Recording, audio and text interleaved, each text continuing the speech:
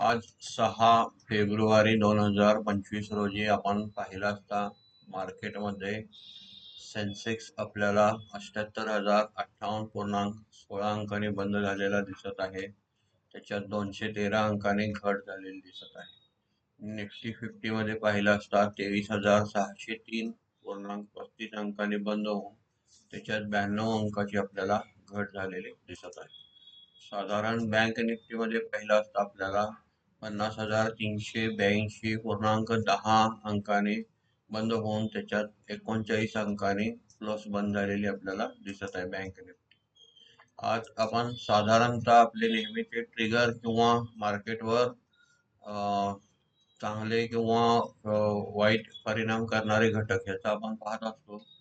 आज तसंच एक पाहिलं असता इंडिया विक्स आपल्याला फारसा वाढलेला दिसत नाही. डॉलर इंडेक्स सुद्धा न्यूट्रल आहे, फारसा वाढलेला नाही आहे. क्रूड सुद्धा आपल्याला मायनस दिसत आहे. मग मार्केटमध्ये मंदी येण्याचं कारण काय? आज आपल्याला पॉझिटिव्ह कारणं तर सगळी दिसत आहेत. मार्केटमध्ये स्ट्रॉंग मुवमेंट असून सुद्धा आज मंदीचे कारण आपण थोडं शोधूया की मार्केटसाठी निगेटिव्ह कारणं कोणती आहेत.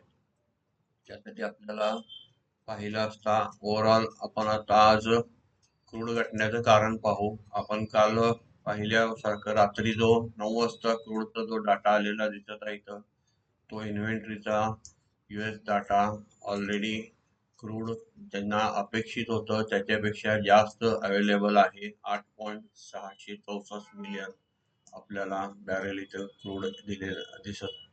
क्रूड घटण्याचं कारण आपल्या लक्षात आलेलं आहे. त्यामुळं वास्तविक मार्केटला फायदाच व्हायला पाहिजे. साधारण दुसरा डाटा आता हा पॉझिटिव्ह डाटा झाला. निगेटिव्ह साठी आपण पाहत होतो मार्केट घटण्याचे कारण आपण शोधत असतो. मार्केट वाढलं कशामुळं, घटलं कशामुळं, त्याच्यावर कोणते घटक परिणाम करतात ते आपल्याला पाहायचं असतं. त्याच्यात पाहिलं असतं आपल्याला आज इनिशियल जॉबलेस क्लेम डाटा जो आहे तो इथं बऱ्यापैकी निगेटिव्ह दिसत आहे. हे एक आपल्याला निगेटिव्ह कारण दिसत आहे. दुसरं कारण आपल्या साधारण ज्या कंपन्यांचे आजचे जे रिझल्ट लागलेले आहेत किंवा येणाऱ्या Q3 क्वार्टरचे जे रिझल्ट आहेत ते साधारण सगळ्या म्हणता येणार नाही पण बऱ्यापैकी खराब रिझल्ट आलेले आहेत. तिसरं कारण उद्या RBI ची पॉलिसी डिक्लेअर होणार आहे रेट कटची, त्याचं एक प्रेशर आहे. त्यामुळे मार्केट फारसं घटलेलं नाही, आपण मार्केटवर दबाव दिसून येत आहे. साधारण सेक्टर वाईज काम चालू आहे. त्याकरता आपण रोज नेहमी सेक्टरल इंडेक्स का बघत असतो त्याचं आज आपल्याला महत्व लक्षात येईल की जर आपण आता अशा वेळेला म्हणतो मार्केट सगळे ट्रिगर पॉझिटिव्ह दिसतात आणि मग मार्केट का घटलं, आपल्याकडे कारण तर हवं आहे. तर कोणत्या सेक्टरला फायदा होतो, आपण साधारण ते डॉलर पाहिला असता 87.58, गोल्ड पाहिला असता गोल्ड मध्ये सुद्धा वाढ दिसत आहे 84,575 दिसत आहे. हे पाहत असताना आपल्या लक्षात येतंय कुठंतरी सेक्टरल इंडायसेस आपण का बघत असतो, तर ते बघून आपण जर ट्रेड केले तर आज आपल्याला आय टी निफ्टी मध्ये प्लस दिसत आहे. साधारण फार्मा मध्ये आपल्याला प्लस दिसत आहे. आपल्याला निफ्टी फार्मा मध्ये आपल्याला सेक्टर मध्ये आज वाढलेली दिसत आहे. 140 अंकांनी वर दिसत आहे. आणि प्रायव्हेट बँक मध्ये पाहिलं असतं आपल्याला, आपण मार्केटचे विश्लेषण का करत असतो किंवा सेक्टरल का पाहत असतो की आपल्याला जेणेकरून ट्रेड घेताना कोणत्या सेक्टरमध्ये आज आपल्याला पॉझिटिव्ह रिटर्न मिळू शकतात हे आपण पाहू शकतो. साधारण आपण आता आज हे 3 सेक्टर प्लस दिसत आहेत, बाकी सगळ्या सेक्टर्समध्ये प्रॉफिट बुकिंग दिसत आहे. त्यामुळे आपण सेक्टर जेव्हा इंडायसेस बघतो तेव्हा आपल्याला ट्रेड घेण्यासाठी सोपं पडतं. सकाळी थोडा वेळ सुरुवातीला सेक्टर कोणते आपल्याला पॉझिटिव्ह दिसतात हे पाहिल्यानंतर आपल्याला ट्रेड घ्यायला फार इझी जातं. आणि आपण असं म्हणू शकत नाही की मार्केट घटलं किंवा काय माझे शेअर घटले किंवा नाही घटले, तर साधारण ते आपल्याला शॉर्ट केलं तरी कोणतं सेक्टर वीक आहे बघूनच करावं लागतं. फक्त हे आपल्याला माहिती असणं आणि ट्रेडिंग मधल्या चुका कमी करणं ह्यासाठी आपण हे सेक्टर इंडायसेस बघतो. आता आपल्या डाटाकडे वळूया आपण रोजच्या. आज निफ्टी ऑटो मध्ये 218 अंकाने घट झालेली आहे. निफ्टी आयटी मध्ये आपल्याला 132 अंकाने वाढ झालेली दिसत आहे. साधारण निफ्टी PSU बँक मध्ये पाहिलं असतं आपल्याला 46 अंकांनी घट झालेली दिसत आहे. निफ्टी फिनान्शियल सर्व्हिसेस मध्ये पाहिलं असता 4 अंकांनी घट झालेली आहे. निफ्टी फार्मा मध्ये पाहिलं असता आपल्याला 140 अंकाने वाढ झालेली दिसत आहे.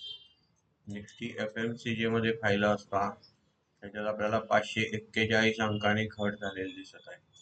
निफ्टी मेटल मध्ये पाहिलं असता आपण 63 अंकाची घट झालेली दिसत आहे. निफ्टी रियालिटी मध्ये पाहिलं असता आपण 20 अंकाची घट झालेली दिसत आहे. निफ्टी मीडिया मध्ये पाहिलं असता आपण 12 अंकाची घट झालेली दिसत आहे. निफ्टी एनर्जी मध्ये पाहिलं असता आपल्याला 285 अंकाची घट झालेली दिसत आहे. अगेन क्रूड स्वस्त झाल्यानंतर आपल्याला इथं थोडंसं पॉझिटिव्ह रिझल्ट किंवा पॉझिटिव्ह याच्यात दिसायला काही हरकत नव्हतं. तरी पण त्याची कारणं सुद्धा आपल्याला व्यवस्थित तपासल्यानंतर लक्षात येतील. कारण क्रूड यांचं रॉ मटेरियल असल्यामुळं ते स्वस्त झाले की यांना फायदा व्हायला पाहिजे. आपण वैयक्तिक कंपन्यांचे पर्सनल जे रिझल्ट आहेत ते सुद्धा त्याच्यामध्ये तितकंच मोठं काम करतात.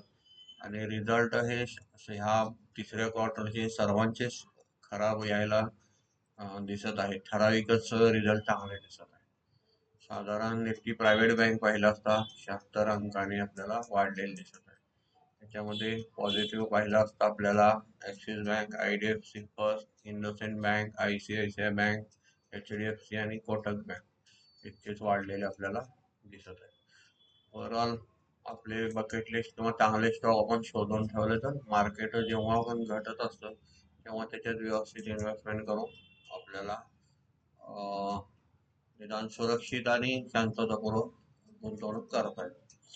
आज आपण निफ्टी गेनर मध्ये पाहू Cipla, Adani port, ITC hotel, doctor Reddy, HDFC life, tech Mahindra, Infosys, Axis bank, Britannia, BPCL, HCL tech, Tata consumer, HDFC bank, Grasim, Reliance, IndusInd bank, ICICI bank इत्यादी सन फार्मा आपल्याला वाढलेले दिसत आहे.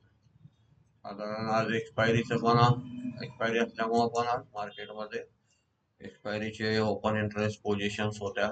ते पण आपण काल पाहिल्याप्रमाणे साधारण ओपन इंटरेस्ट आपल्याला आज आपण निरीक्षण केलं असता इथून 24,500-600 पासून खाली सगळे आपल्याला झिरो झालेले दिसत असतील. म्हणून आपण एक्सपायरी दिवशी सावधपणे ट्रेड घेणं महत्वाचं असतं.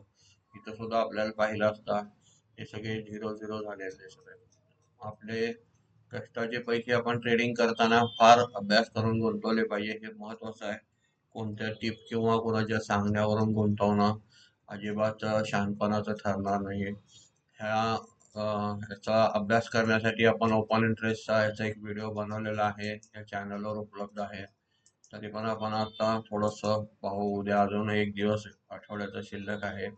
आज पोझिशन कशात बांधलेली आपण फंड ऍक्टिव्हिटी पाहिल्यानंतर त्याच्यात परत आपण साधारण आज फंड ऍक्टिव्हिटी मध्ये काय झालेलं पाहू आपण. फंड ऍक्टिव्हिटी मध्ये 6 फेब्रुवारी आज डोमेस्टिक इन्स्टिट्यूटने आपल्या इथं 11,546 कोटीची ग्रॉस परचेस केलेली दिसत आहे. 8,824.40 कोटीची ग्रॉस विक्री केलेली दिसत आहे.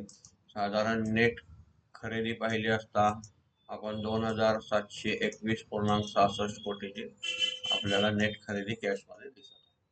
फॉरेन इन्स्टिट्यूटचं पाहिलं असता 6 फेब्रुवारीला आपण 13,469.82 कोटीची ग्रॉस विक्री बाय केलेली दिसत आहे, खरेदी केलेली दिसत आहे. आणि 17,019.77 कोटीची आपल्याला विक्री केलेली दिसत आहे. त्यामुळे नेट फिगर आजही मायनस दिसत आहे. काल एक दिवस प्लस होते. 3,549.95 कोटीची नेट सेल्स दिसत आहे. आता आपण त्याच्या डेरिव्हेटिव्ह मध्ये पाहू काय केलंय त्याने.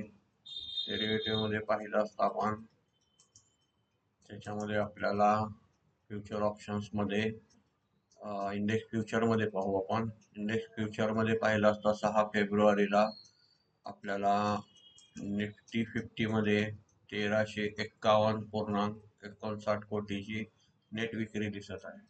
निफ्टी बँक मध्ये पाहिलं असता 171.78 कोटीचे आपल्याला नेट परचेस दिसत आहे.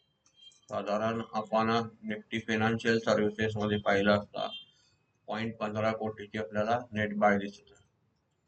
निफ्टी मिड कॅप सिलेक्ट मध्ये पाहिलं असता आपल्याला 65.90 कोटीची आपल्याला नेट सेल दिसत आहे. निफ्टी नेक्स्ट 50 मध्ये पाहिलं असता 4.01 कोटीची आपल्याला नेट बाय दिसत आहे. आता आपण फ्युचरच्या अगेन्स्ट ऑप्शनची पोझिशन पाहू. ऑप्शन मध्ये निफ्टी 50च्या ऑप्शन्स मध्ये आपल्याला 12,730.71 कोटीची आपल्याला नेट बाय दिसत आहे. निफ्टी ऑप्शनचं पाहत असताना आपण आता पाहिल्याप्रमाणे आज 6 फेब्रुवारीची एक्सपायरी झालेली आहे. 13 फेब्रुवारी मध्ये जी काही आपल्याला बाय दिसत आहे ऑप्शन्स मध्ये आपल्याला अजूनही पुट साईड सगळे ग्रीन दिसत आहेत. त्यामुळं आपल्याला लक्षात येत आहे की साधारण मार्केटचा ट्रेंड आपल्याला इथं समजण्यास मदत होते. ओव्हरऑल आपण पाहिलं असता इथं रेजिस्टन्स किंवा सपोर्ट कसे शोधत असतो मार्केटवर जायचे इथं आपल्याला जास्तीत जास्त कॉल रायटिंग केलेले आहेत, म्हणजे कॉल विकलेले आहेत. तिथं मोठे रेजिस्टन्स असतात ते अजून इथे बनलेले दिसत नाही, कारण एक्सपायरी याची लांब आहे, पुढच्या आठवड्याच आहे. तुर्तास आपल्याला ओव्हरऑल इथं अजून लक्ष ठेवायला पाहिजे. आणि पुट साईडला जिथं आपल्याला रायटिंग जास्त दिसेल किंवा ओपन इंटरेस्ट वाढलेलं दिसेल तिथं आपण पाहिलं असता आपल्याला तिथं आपण सपोर्ट असतील असं समजू शकतो. असंच आपण निफ्टी मधल्या स्टॉक फ्युचर किंवा स्टॉक ऑप्शनचा सुद्धा इथं बघू शकतो. उदाहरणार्थ आपण कोणताही याच्यातलं एक घेऊ, तुमचं ज्याच्यात आपली पोझिशन आहे त्या स्टॉकला घेऊन त्याचं ओपन इंटरेस्ट त्याच्यातील साधारण आपल्याला ट्रेंड कळत असतो आणि कुठं हेवी पोझिशन आहे बघून आपल्या ट्रेडिंग मधल्या चुका कमी होत असतात. साधारण इथं आपण पाहिलं असता बँक निफ्टी सुद्धा बघू शकता. आपल्याला मॅक्झिमम काय करायचं आहे, ट्रेडिंग मधल्या चुका सुधारायच्या आहेत, म्हणजे जेणेकरून प्रॉफिट कडे आपोआप जाता येईल. प्रॉफिट मिळवणे किंवा नुकसान कमी करणे हे दोन्ही एकच गोष्टी आहे. त्यामुळं अभ्यास केल्याशिवाय कोणत्याही गोष्टी करू नये, माहिती पुरेपूर घ्यावी. नाही समजलं तर कमेंट मध्ये विचारा. आणि आपल्याला त्याच्यामुळं पैसे आपले जाणार नाही आणि त्याचं थोडंसं आपल्याला माहिती स्वतःला येणं हे महत्वाचं आहे. आपण आता पाहिलं असता निफ्टी बँक मध्ये ऑप्शन्स मध्ये 51.17 कोटीची आपल्याला नेट बाईंग दिसत आहे, म्हणजे खरेदी दिसत आहे. निफ्टी फायनान्शियल सर्व्हिसेस मध्ये 84.38 हे आपल्याला नेट विक्री दिसत आहे. निफ्टी मिड कॅप सिलेक्टच्या ऑप्शन मध्ये 249.35 साधारण नेट इतके आपल्याला ऑप्शन मध्ये विक्री दिसत आहे. निफ्टी नेक्स्ट 50 मध्ये 11.90 कोटीची आपल्याला नेट विक्री दिसत आहे. आता आपण फ्युचर ऑप्शनचे पाहिले असता इंडेक्सचे. आता डेरिव्हेटिव्ह मध्ये आपण स्टॉकचे पाहू. स्टॉकचे पाहिलं असता निफ्टी स्टॉक फ्युचर्स मध्ये आपण पाहिलं असता 6,460.87 कोटीची नेट विक्री दिसत आहे.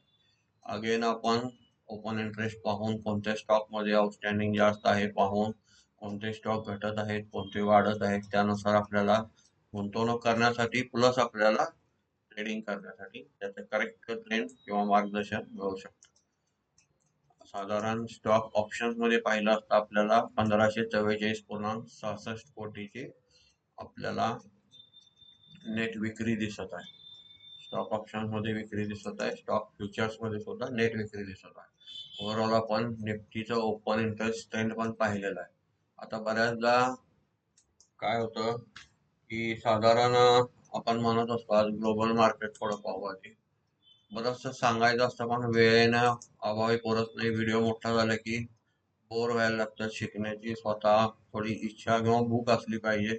आता डाव जोन्स पाहिला असता 101.91 अंकाची आपल्याला आता वाढ दिसत आहे. हे ओव्हरऑल पॉझिटिव्ह तर ओपन झालेले दिसत आहे S&P नॅसडॅक मध्ये. साधारण युरोपियन मार्केटमध्ये पाहिलं असता इथं सुद्धा आपल्याला पॉझिटिव्ह सगळा सिनारिओ दिसत आहे. निफ्टी गिफ्ट निफ्टी मध्ये मामूली आपल्याला वाढ दिसत आहे 6.50 अंकाची. ही सकाळपर्यंत आपल्याला बदलत असते, ही आपण पाहत राहिले पाहिजे वेळ मिळेल तेव्हा. साधारण ओव्हरऑल मार्केटमध्ये पॉझिटिव्ह दिसत आहे ट्रेंड. त्याच्यानंतर आता आपण बऱ्याचदा ट्रेडिंग करताना होणाऱ्या चुकाबद्दल आज थोडस सांगायचं झालं तर ओव्हरऑल आपले कंटिन्यू कव्हर झालेलं आहे. पण एक माहिती अशी नसते की प्रत्येकाचा समज काय असतो किंवा आपल्या ट्रेडिंग मधल्या चुका होत असताना. आजच आपण इथं आता साधारण 6 फेब्रुवारी आहे. आज एक्सपायरी झालेली आहे. आपण 13 फेब्रुवारीचा डाटा इथं घेऊ. आपण ॲट मनी 23,603.35 हा ॲट मनी समजला तर आपल्या डोक्यात काय असतं, साधारण मी आता 191 रुपयाचा कॉल बाय केला तर निफ्टी 700 झाल्यावर माझा कॉल हा साधारण इथं 50 रुपये वाढायला पाहिजे असं प्रत्येकाची अपेक्षा असते किंवा गैरसमज असतात. तर त्याच्यात आपण एक महत्वाची गोष्ट आज इथे शिकवणार आहे, त्यामध्ये डेल्टा येते. डेल्टा हे काय काम करते मी अगदी सोप्या भाषेत सांगतो, फार त्याच्यात किचकटमध्ये न जाता, त्याचं इक्वेशन वगैरे न सांगता. अगदी इझी मध्ये तुम्ही जर बघितलं, मी जर समजा 191चा कॉल घेतलेला आहे, परचेस केलेला आहे. निफ्टी जेव्हा 50 अंक वाढेल तेव्हा माझा जो कॉल आहे तो डेल्टा इथं 0.50 किंवा 508 जो आहे म्हणजे 25 रुपयेच वाढत असतो. आपण 250 रुपयाची अपेक्षा ठेवून लिमिट घालवत असतो आणि परत ट्रेडमध्ये आपल्याला नुकसान येत असतं. जास्तीत जास्त मार्केटमध्ये अपेक्षा ह्या कंट्रोल केल्या पाहिजेत. प्लस मी आज जर डेल्टा इथं ठेवला 25 समजा, हा जो 0.50 म्हणजे निफ्टी जेव्हा 50 पॉईंट वाढेल तेव्हा त्याच्या अर्ध म्हणजे 25, समजा निफ्टी 100 पॉईंट वाढेल तर माझा हा कॉल फक्त 50 रुपयाने वाढेल. 50 रुपये 80 पैसे म्हणजे हा पॉईंट 508 असं धरू आपण. म्हणजे साधारण आपण असं न समजता की 100 पॉईंट निफ्टी वाढली म्हणजे माझा डेल्टा 100 पॉईंट माझी कॉल वाढायला पाहिजे, तर तसं कधीही वाढत नसतं. हा आपण लक्षात घेतला पाहिजे. आणि पुढच्या व्हिडिओत आपण थीटा आणि गामा, वेगा, बरेचसे ग्रीक असतात, त्याला ग्रीक म्हणतात, ते आपल्याला माहीत असणं गरजेचं आहे. आणि हे सोपं साधं गणित आहे. बरंचसं नुकसान घेऊन सुद्धा बऱ्याच लोकांना हे माहीत नसतं. हे आपण शिकून घेणं महत्वाचं आहे. तसंच पुट साईडला पण आपल्याला इथं दिसत आहे डेल्टा. हा जो डेल्टा आहे आपल्याला 0.49 492 दिसत आहे. तर जेव्हा निफ्टी 100 पॉईंट ही खाली जाईल तेव्हा तुमचं 100 पॉईंट हा न वाढता पुट तो फक्त 49 वाढेल. ह्या 100 पॉईंट बरोबर हा 49 वाढेल. म्हणजे हे स्पीड लक्षात घेतात आपल्याला प्रॉफिट बुकिंग किंवा विकायचं कुठं हे लक्षात आलं तर फार ट्रेडिंग करणं सोपं होईल आणि आपले नफ्याचा ट्रेड होत राहील. धन्यवाद.